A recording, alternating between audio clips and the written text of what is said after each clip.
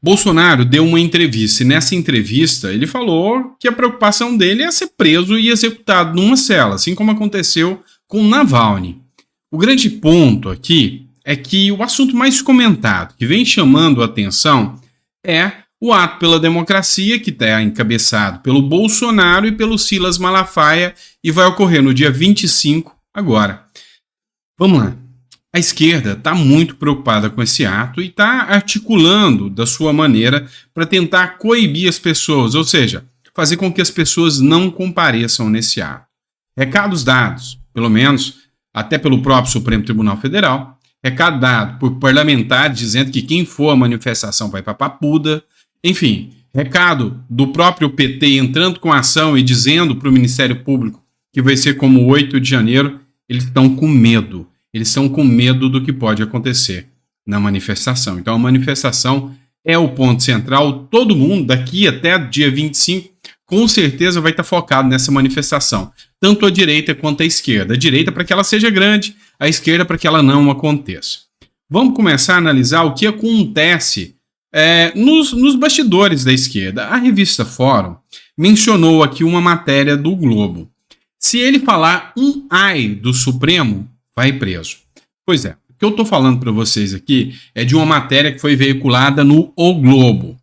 Há um consenso, olha só o que foi veiculado, entre os ministros de que se Bolsonaro criticar asperamente a corte ou alguns de seus ministros, poderá ser preso imediatamente, diz um ministro do Supremo, com mais rigor ainda. Se falar um ai do Supremo, vai preso.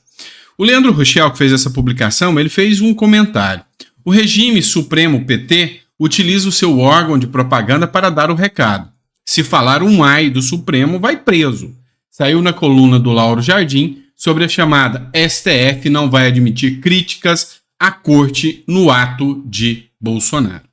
Viva a pujante democracia brasileira. Pois bem, a gente precisa pôr alguns pontos aqui. A esquerda, ela está querendo que o ato não seja um ato pacífico. E quando ela fala que vai ser um ato como foi o 8 de janeiro, é que eles querem quebra-quebra. Vários jornais de esquerda estão veiculando isso aqui. Grupos bolsonaristas falam em guerra civil antes do ato convocado por Bolsonaro na Avenida Paulista. Então, essa matéria do Brasil 247 é uma matéria, é um jornal de esquerda e publica o seguinte: jornalistas seguem espalhando mentiras, ameaças e mensagens violentas em grupos de WhatsApp. Ou seja, segundo a matéria aqui do Brasil 247, guerra civil. O Fórum, também, revista Fórum, também de extrema esquerda, guerra civil na Avenida Paulista. Ele não vai falar, mas Malafaia vai incendiar a Avenida Paulista durante o ato que convocou. O político, pastor ou pastor político, quer ser preso, criar uma comoção, uma narrativa de perseguição religiosa para os seus seguidores. Tá, vamos entender isso aqui mais a fundo. Qual que é a ideia do pessoal da esquerda? 2 pontos. Um deles pode ser que eles queiram que realmente haja um conflito ali. Espalharam por várias vezes que pessoal de grupos organizados, torcidas organizadas, iriam lá contra o ato bolsonarista, que iam vandalizar, ia causar um caos ali. Para quê? Para as pessoas terem medo de ir. E agora espalham à torta e à direita nas suas redes que quem for pego lá na manifestação do Bolsonaro, se tiver um cartaz ou qualquer coisa, a polícia vai entrar e vai prender todo mundo. Olha só, o ato vai contar com vários, mas absolutamente vários políticos. Tá? Então, inclusive governadores. Eu duvido muito que aconteça qualquer ato por parte da Polícia Federal ou qualquer ato por quem quer que seja nesse dia. Então, eu não acredito que isso vai acontecer. Para acontecer algo nesse dia, orquestrado pela esquerda, sabe, eles teriam que ter um movimento à altura para fazer alguma coisa no sentido. Não vai. Ali a previsão do próprio Fábio Wattgard é que vai ter 700 mil pessoas se manifestando de forma pacífica.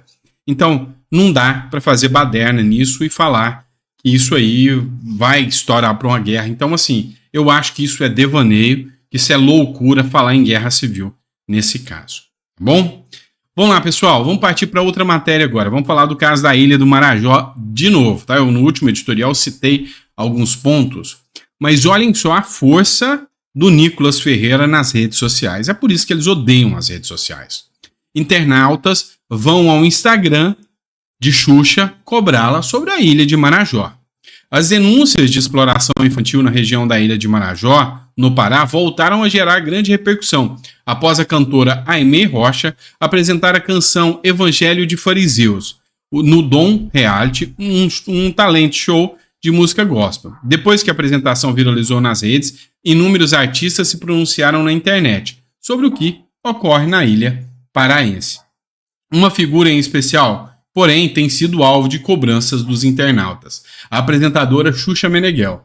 As indagações decorrem do fato de Xuxa ter endossado e divulgado em outubro de 2022 um abaixo-assinado que pedia a cassação da senadora Damares Alves, do Republicanos, que tinha acabado de ser eleita e sequer tinha tomado posse.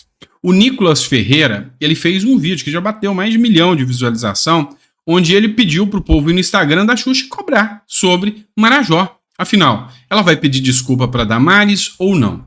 O ponto é que a esquerda recuou, a grande mídia recuou sobre o caso da Ilha do Marajó, porque vários artistas tentaram endossar o discurso agora. Inclusive, está viralizando um vídeo do Lula fazendo críticas a Damares por ter feito a denúncia sobre a Ilha de Marajó.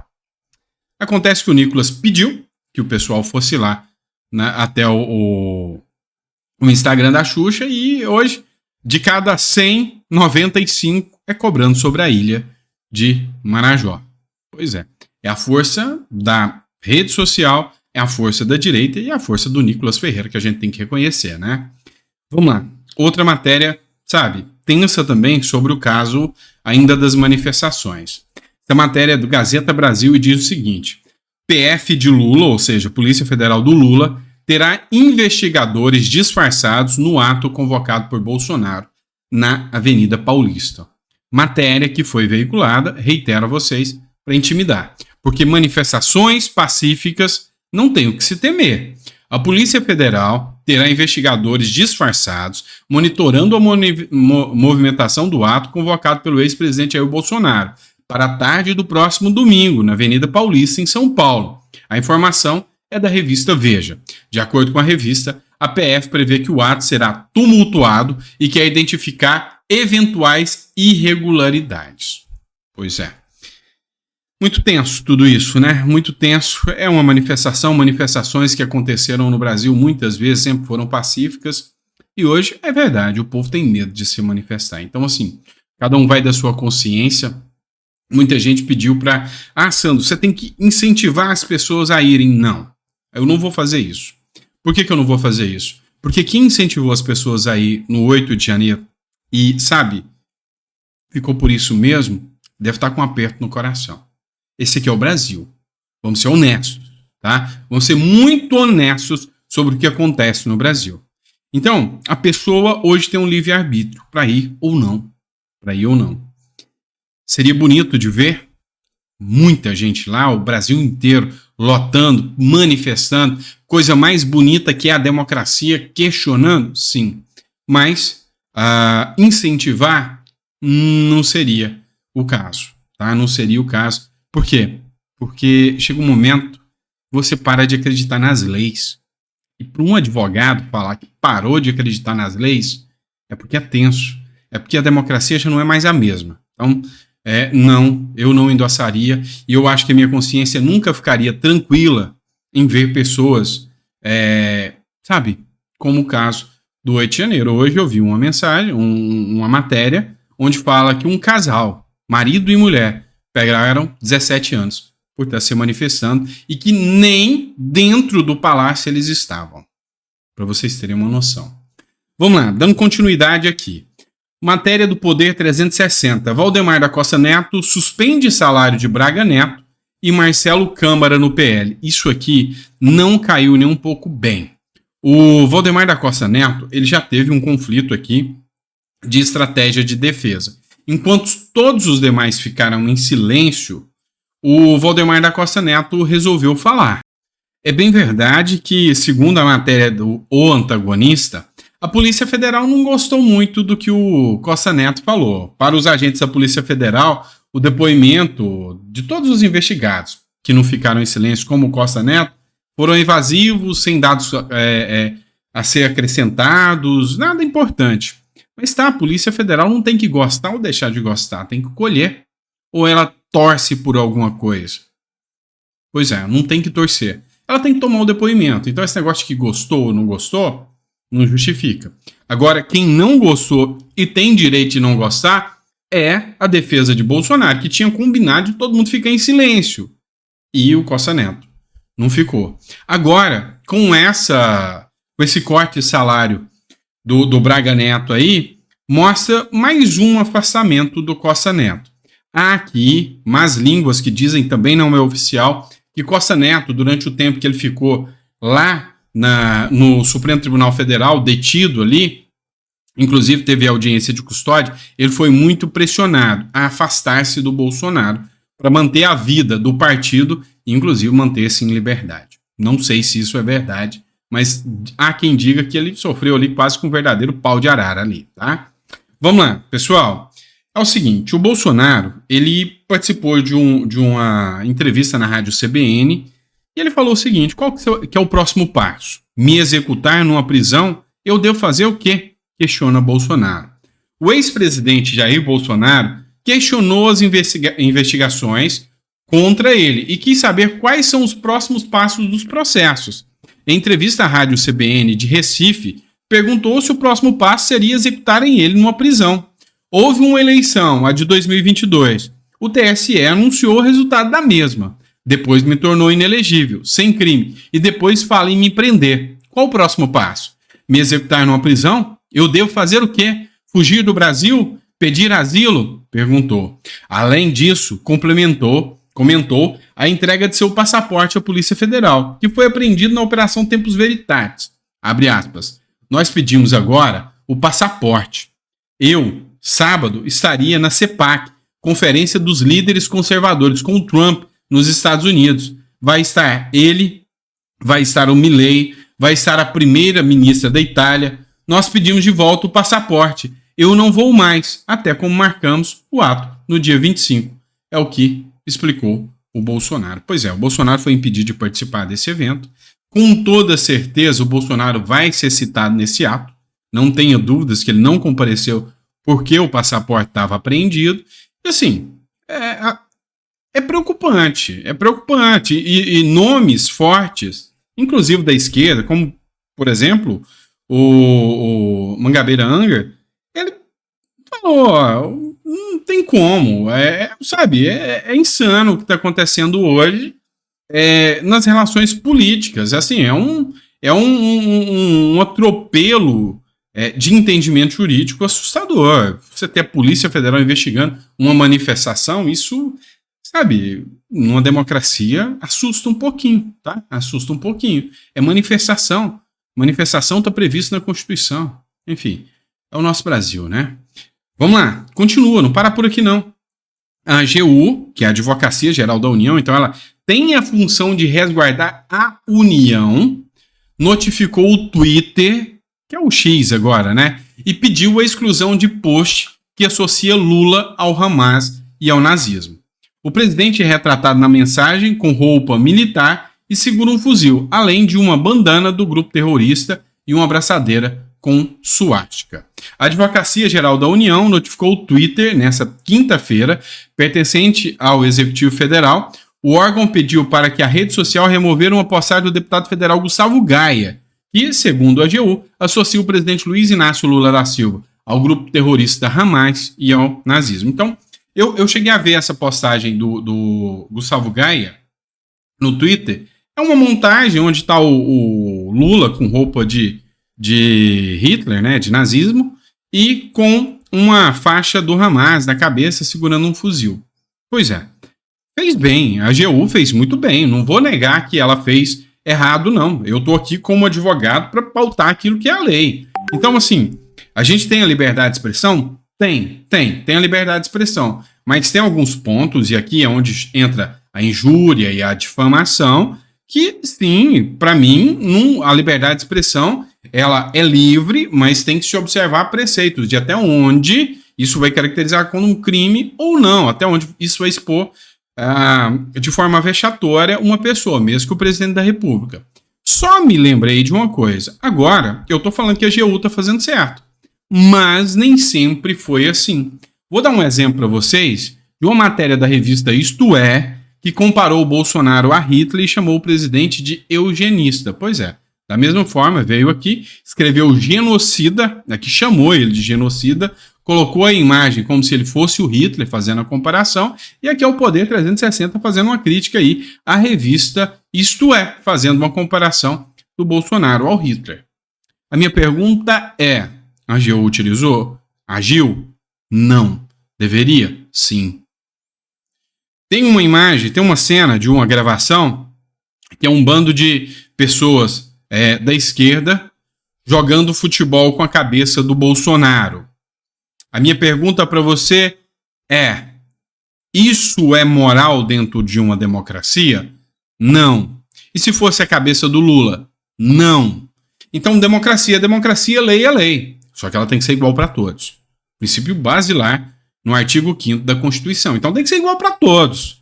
E por que a AGU, por um lado, pode tudo e para o outro não pode nada? Aqui é um problema. E já que a gente está falando em lei, em aplicação da lei, vamos dar um exemplo aqui.